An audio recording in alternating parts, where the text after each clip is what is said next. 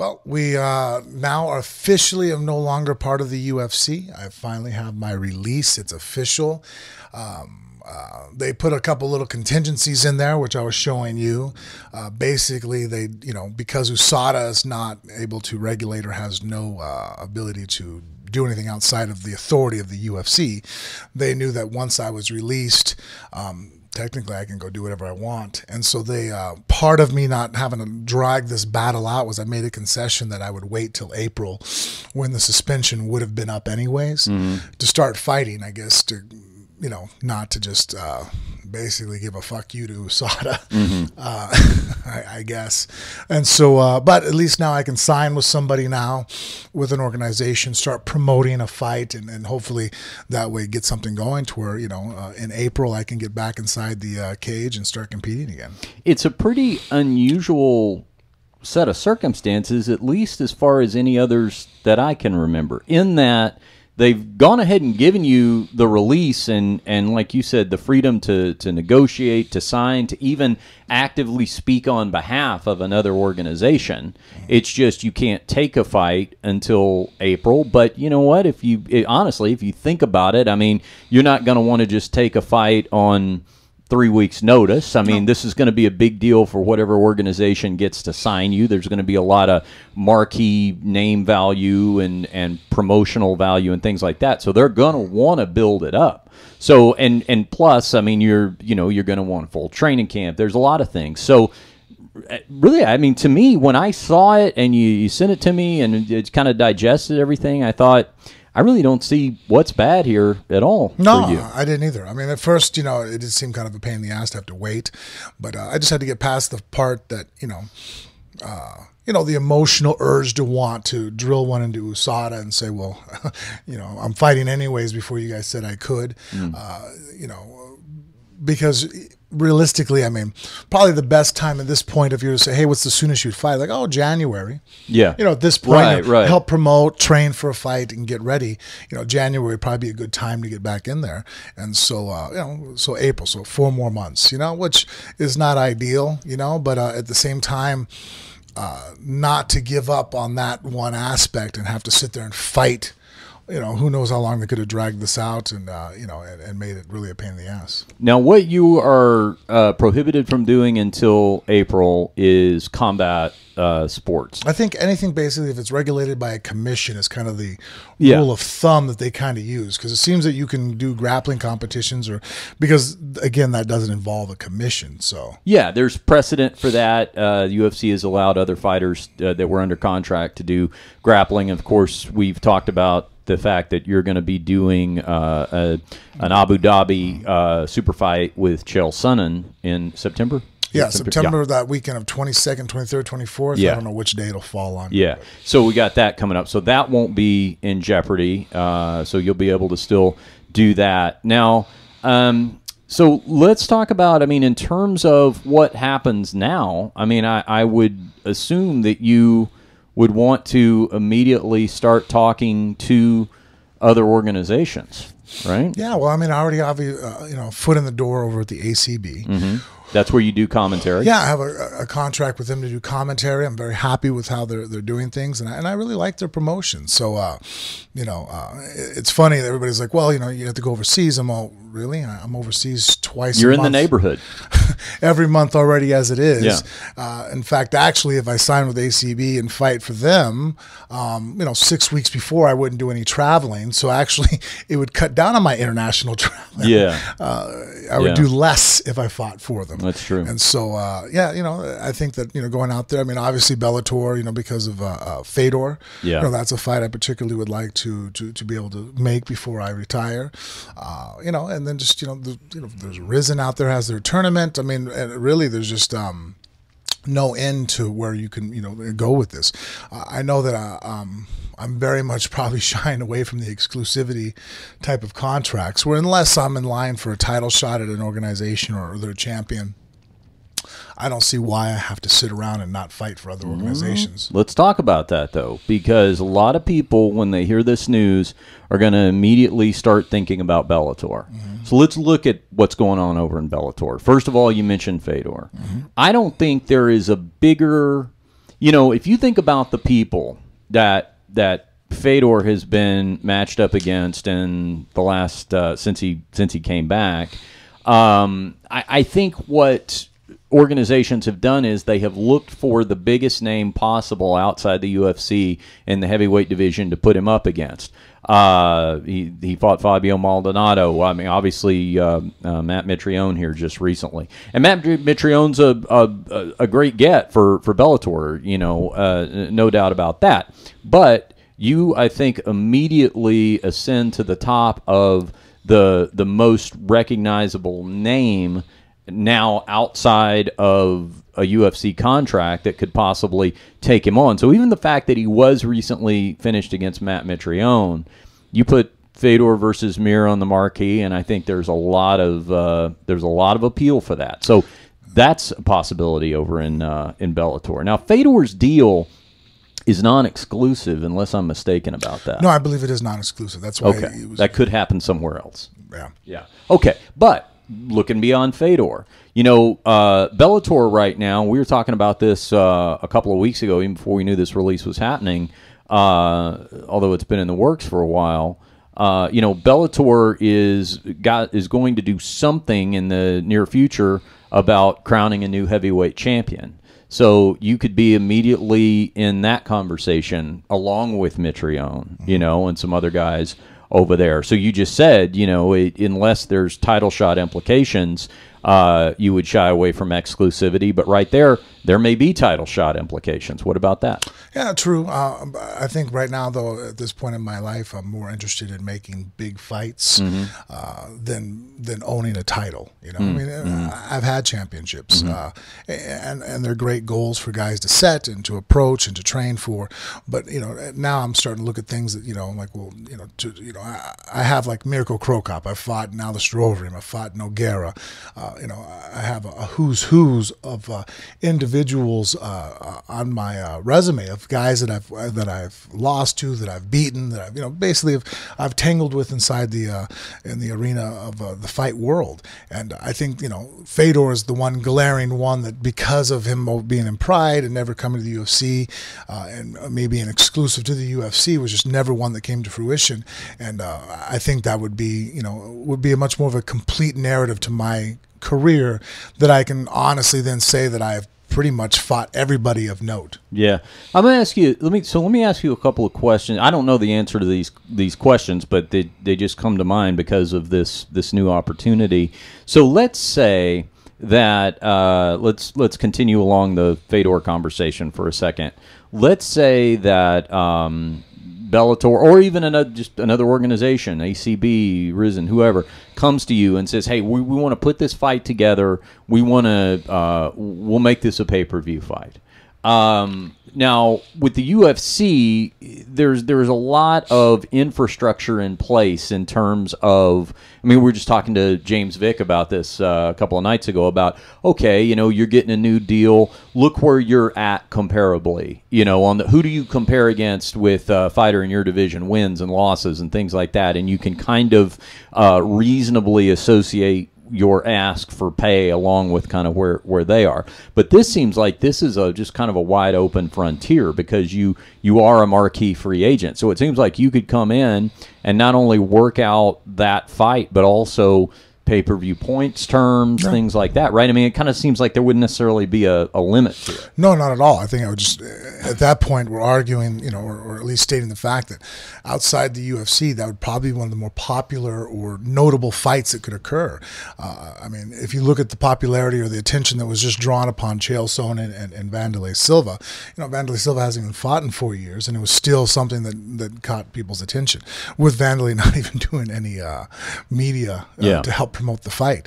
And so I think Fedor and myself outside the UFC would probably be, one of the biggest, if not the biggest, named fight that you could create right now. And so, I think that it would garner that type of or would warrant that type of payout. Mm-hmm.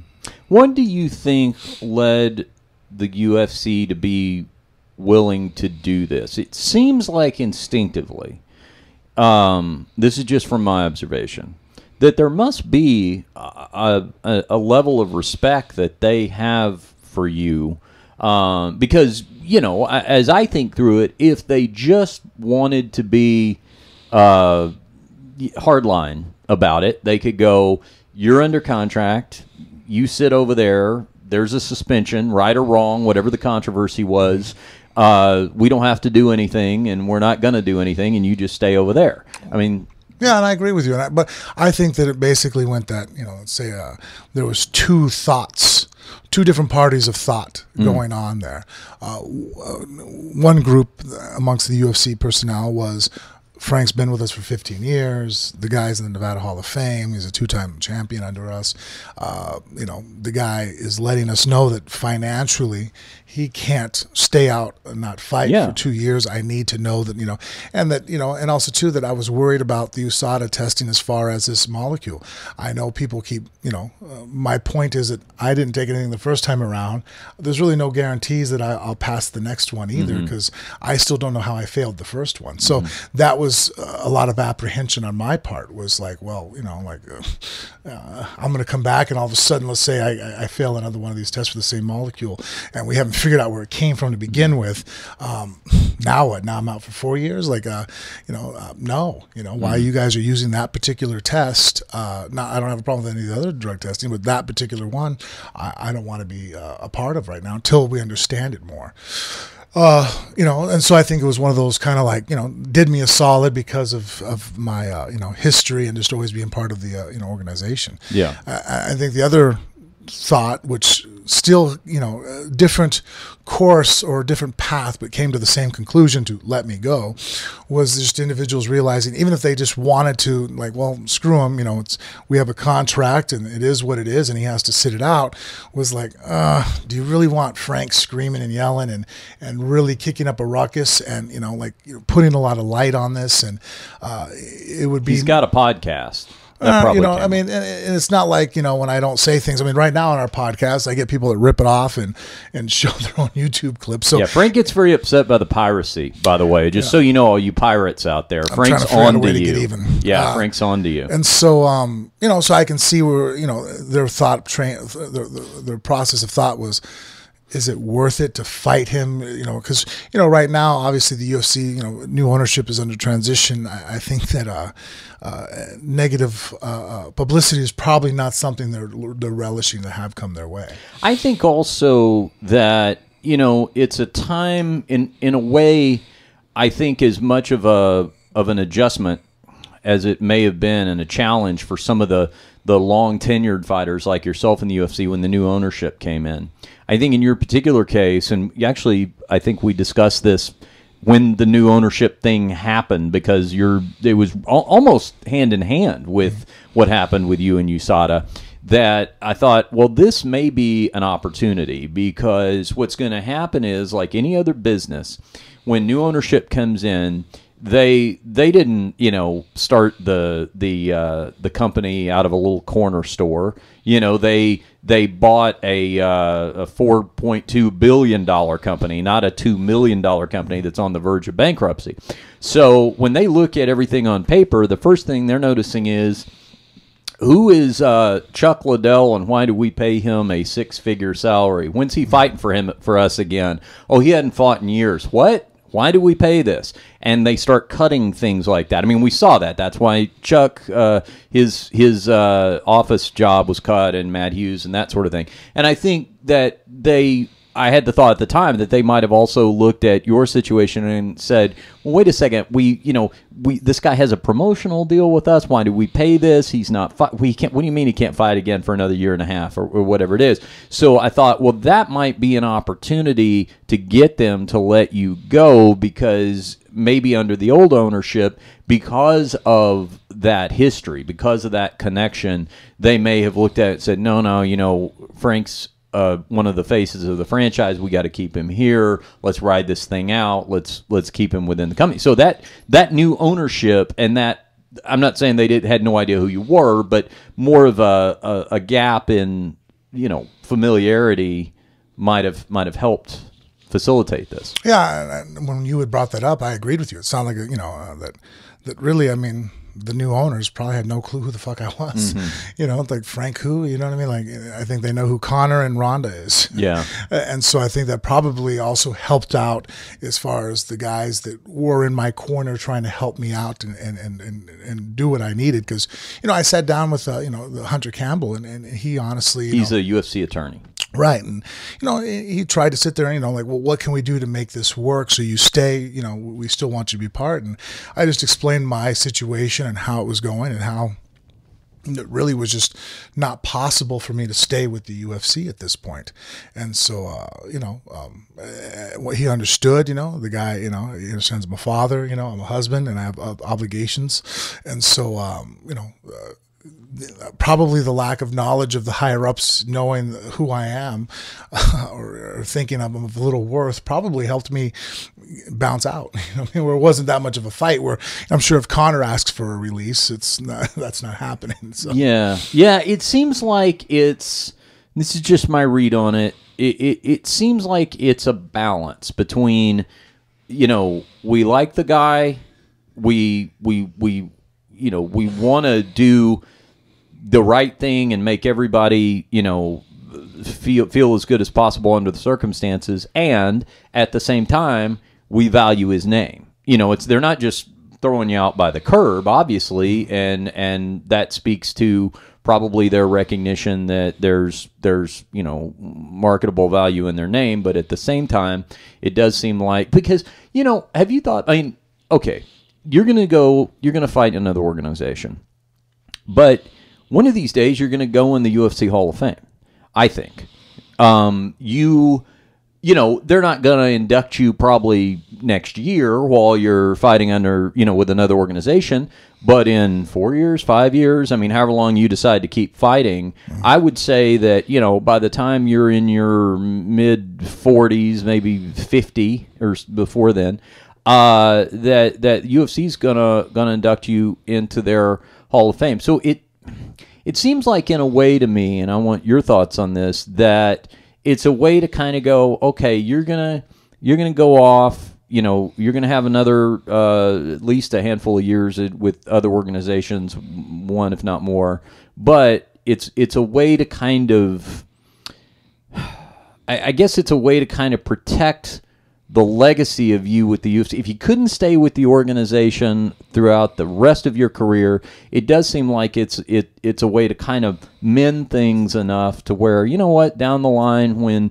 the actual fighting career is over, I just, to me, in my mind, it's going to be much easier to now see, yeah, of course, they're going to bring you into the Hall of Fame. You're going to come back, things like that. No, I think you're right. I think it was easier in the long run and has less burned bridges. That's a good way this to put route. It. Yeah. You know, not having it towards a legal battle, not me just going overseas and fighting anyways for ACB because, you know, well, how are you going to stop, you know, like an outlaw. Yeah, you know, those thoughts crossed my mind. You know what I mean? Like, well, shit, I have to, you know, I'm not ready right now for my kids to, you know, I'm still paying for private school. Yeah. I still have to, you know, fight or compete at some capacity, even if I'm not making the amount of money I made fighting at the UFC, I still have to make, you know, money. And so the commentating and stuff is, you know, working out, but obviously, you know, it's not fighting, you know. And so I'm glad that it went this way and not me having to, you know, and I kind of told him when I had the meeting in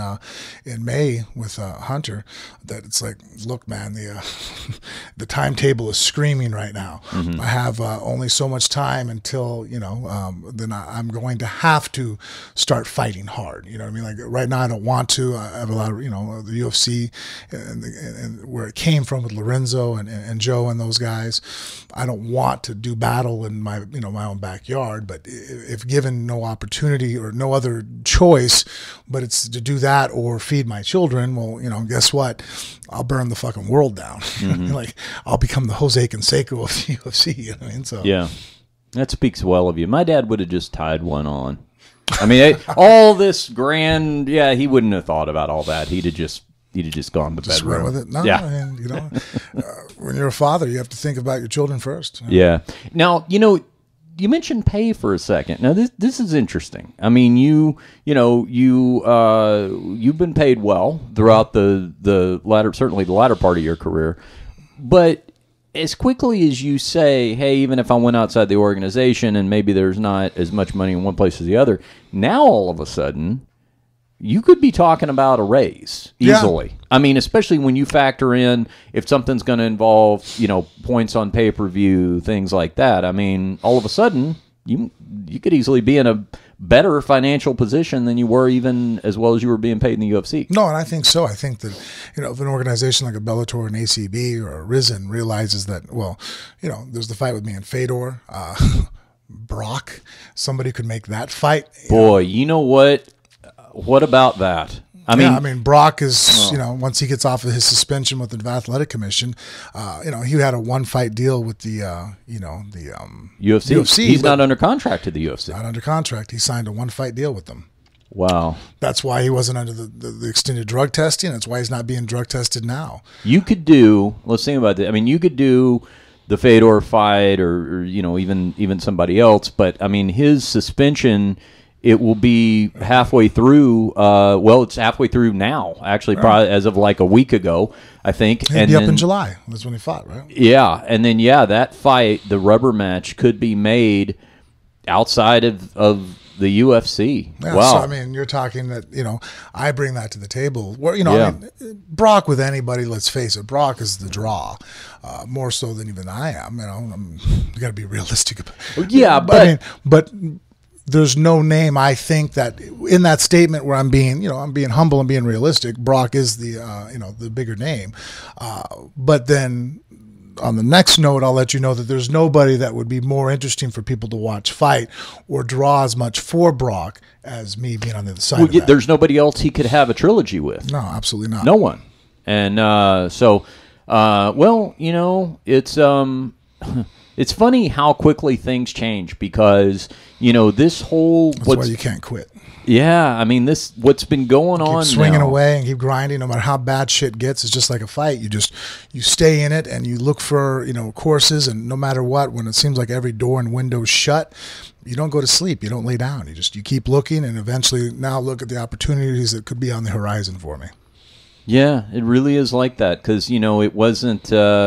18 months or so ago, we were sitting out here on the back porch, all in kind of a state of shock. I was bawling and thinking that I was never going to fight again. That's right, and now look at where we are. So So tell me about how. I mean, I know some of this from just the behind the scenes stuff. Obviously, we haven't been talking about this as it's been being worked out on the podcast, but I can say that it's not like all this just happened over the course of the last week. I mean, this conversation to some degree or another has been going on for a lengthy period of time, and there was a lot of stopping and starting, and I think there were a couple of times where you thought it was about to happen, and then for some reason it didn't happen right then. And so let's kind of, as best we can, explain to the Phone Booth Fighting listeners what this process was like. I mean, it was a year ago in March when all the USADA stuff went down, and then how long? I was going to say maybe a year before this conversation got really serious, because there was a long period of time where you just weren't hearing from anybody at UFC. Yeah, no, for an extended period of time. Hunter's still the only person that really ever. Well, I mean, Reed reached out to me before. Reed Harris. To let me know that Dana wasn't going to reach out to me. Yeah. And so, then I spoke to Hunter Campbell of more recent, a couple months ago. But most of my communication was going through Malky, through them. And I remember when about a month even after the initial findings of what was going on, I wanted to be released then. I was like, all right, well, I'm out. Especially knowing that I was innocent, that I didn't do anything illegal. I was like, well, screw them, then let me go. You know what I mean? Like, I don't, and Malky was, his mindset was, well, no, let's go through your supplements. Let's try to figure it out. Let's not just burn and run. Let's, let's really try to figure this out. And I was like, all right. And so that made sense to me, once, my emotions, stopped flaring. And so we went through. But then when all the results came back for the period of time of the 6 weeks that I initially thought we should have been looking at, came back negative, it's like, all right, well, Now let's go. We don't know where it came from. And that was my argument that I had made to Malky at the time. He's like, well, we'll just, it'll blow over, in 2 years we'll go back to fighting. And then I told him, and that was actually something my wife, even Jennifer, said. She goes, so what's to say you're going to pass the next test or fail the next test? We don't, you still don't know how you failed the first one. And then I was sitting there like, you're right. And she goes, so you're going to wait 2 years and then go back into fighting. They're going to test you. What if this molecule is still there because we don't understand where we're being exposed to from it? And now you're 4 years, and now what do we do at that point? So that's why I was like, you're right. As long as USADA uses this particular test, I don't want to be involved. And so I wanted out. And so that was one of the things I had said a while back, but then it was, we're going to let you go. At one point, Malky said that, the UFC had called him up saying that I was being, through comments or something I had stated that they were like, all right, we're just going to cut him. And Malky, I think he called me kind of as a warning, be like, they want to cut you. I was like, isn't that what I've been asking for? Like, wait a minute, hold on. Yeah. I'm the guy screaming like, hey, send me home. You're like, hey, dude, be quiet or we're going to fucking send you home. You're like, what? Are you joking with me right now? They threatened to throw you in the briar patch. Yeah, exactly. They threatened to throw me in the briar patch. And I'm Brer Rabbit. I'm like, let's go. And so then I was like, fine, let's do it. And then all of a sudden, didn't hear from somebody for 2 weeks. I'm like, I thought I was fired. Like, what's going on now? No. They said that, they're not going to now. I'm like, what do you mean? So maybe it was, like a threat that they realized that it didn't hold any weight with me. Well, it seemed like, maybe about a year into the whole thing, I think that's when you had started doing more media talking about wanting a release, and that maybe seemed to sort of spur on the conversation. But like I said, I think, because I as your friend, I want whatever's best for you. But I have had the thought in my head as this thing has all gone on, well, what a shame if everything does have to get burned down. I didn't want that for you because I was like, either. I thought, from a fan's perspective, from a legacy perspective, I just hope somehow this whole thing is going to be able to be resolved, but no one's going to have to be sort of sacrificed. And that's why I didn't jump the gun to be an asshole. You've been fair. Yeah, and that's why actually when I talked to Hunter, I'm like, look, here's the deadline. At least if I can talk to other organizations, I can get a signing bonus. I can survive until April, until I can fight, get advances. If I get released from the UFC, I can go get sponsorship again because now I won't be fucked by Reebok. Like, I can go and do something. And I said, I've held on for as long as I can. I've eaten through my savings, and I'm making money here and there, but not at the amount of money that the cost of living that I've acquired over the years. So it's a slow battle that I'm losing in quicksand. And I was just honest with him. I'm like, you got till about July. And I specifically used those words. I'm like, and I'm going Jose Canseco. Like, whatever I have to do to be a pain in the ass to where you guys want to have nothing to do with me and cut me, because I'm going to, come on, guys. I've lived here for, I've been in the UFC for 15 years. I've lived in Vegas my whole life. Every time any of you guys go to a club or we hang out or, anything, like I am very aware and in tune with what's going on. And, why would I want to be that guy? Like, I don't want, like, I'm like, please don't make me be that guy. Don't make me be an asshole that's going to be a complete dick. Like, I don't respect that action, but like I always tell people, like, I'm an extremely honorable person, except for when it comes to survival. Yeah. Like, I'll be honorable, but if my survival, and at this point, my children's survival gets put on the line, then like, I don't expect anybody to be honorable. It's like, well, wait a minute, my kids are going to get stuck in this type of situation. We're going to be down, go here, go there. I guess you can argue they're first world problems, but like one of my things was like, well, my kids go to private school.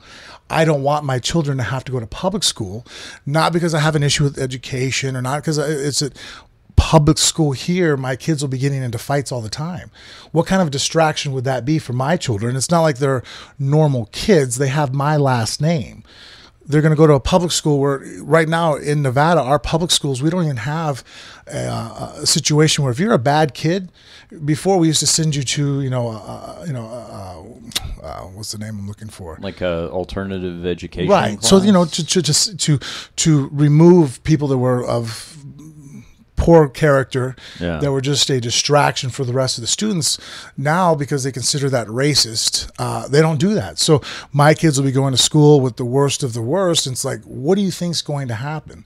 You know, the first time my kid comes in because he had to get into a fight in school, and it's not that I'm worried about my kids winning or losing fights. It's that they're fighting now in school instead of getting an education. And that could all be afforded by just letting me go.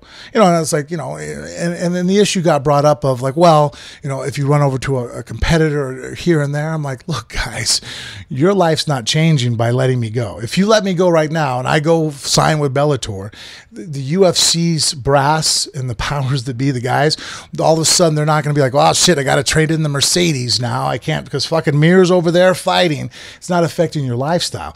It is directly affecting me and my children's lifestyle. Please let me go. Yeah, you mentioned sponsorships. You know, that's another thing that as we've all kind of got used to seeing the uniformity of Reebok, it's kind of easy to forget that it wasn't so long ago that sponsorships in the UFC were a big part of supporting already a I've fighter. started up that conversation with 2 different companies, and right off the bat, I mean, the money that they're going to give me each month more than covers my mortgage and my car payments. I mean, so like right off the bat, boom, my lifestyle because of that release is going to already be some of the pressures financially be alleviated. Yeah, that one in particular may be one of the most immediately obvious life-changing or career-changing aspects of it, just financially, is that that's back on the table. People can sponsor me again. It's kind of like getting out of a long-term monogamous relationship and you're dating again. Well, you know? and I tried to defend the Reebok thing, being a good UFC company guy at the time, saying that, well, you can still get sponsored through your, you know, use your social media, that every other day of the year. But come on, dude. Like, the more I look at it, the more, you know, it's just stupid. I wasn't right. The more I've lost every sponsor I had ever since Reebok became a part, and I can't get new ones. Who wants to sponsor a fighter that you can't, on the night of the fight or the weigh-ins, put a patch on their shorts, put something on their banner, you know, do something so that on the night that I'm fighting is when I'm the billboard. It'd be like, oh, we're going to sponsor NASCAR. Cool. But you can't put the logo on his car. You could do it on his personal vehicle. You're like, so who the fuck's looking at his personal vehicle? Well, I mean, when he Twitters something out there, it's like, dude, shut the fuck up. Like, that's not worth anything, you know, like compared to the night of the game, the night of the fight. You know? Yeah. So the Frank Mir shorts are open for business again. We're back on the board. Yeah. Speaking of dating analogies, yeah, we got prime real estate across the Frank Mir posterior there. Hip to hip, we're open. That's right. Yeah, and he's a jiu-jitsu specialist, which is great for. I used to know a guy who was. Actually, we were talking about him the other day, John Huntington. Yeah. John, I knew from years back. Him and Lewis, John Lewis, didn't they did the nightclub stuff. Yeah, and John was involved with like different. This is back in the heyday of fighter, the big after parties and all the sponsorship stuff like that. And I remember he explained to me one time how you can actually, if you want the most bang for your buck in terms of sponsorships, think what style a fighter is best known for. Like if it's a ground guy who's going to like hold a good top position, that's a great ass advertisement right there because it's going to be, up in the air. If it's a striker, you don't necessarily want, what did he say? Like, maybe like one of the inner leg things isn't going to get seen so much because there's going to be a lot of kicking and things like that going on. He even had it broken down to figure out who is more likely to have to go to the hospital and thus miss their after party as opposed to another one. Oh, wow. Like he'd go, oh no, that guy's real durable. Like he never has to get stitched up or anything, so he can probably make the after party no problem. That's interesting. Like that's kind of using a baseball statistics to fighting. Going, all right, out of this guy's 12 fights, 6 of them he's gone to the hospital. So most likely, there's a 50-50 chance he's not showing up at the after fight party. Yeah, totally.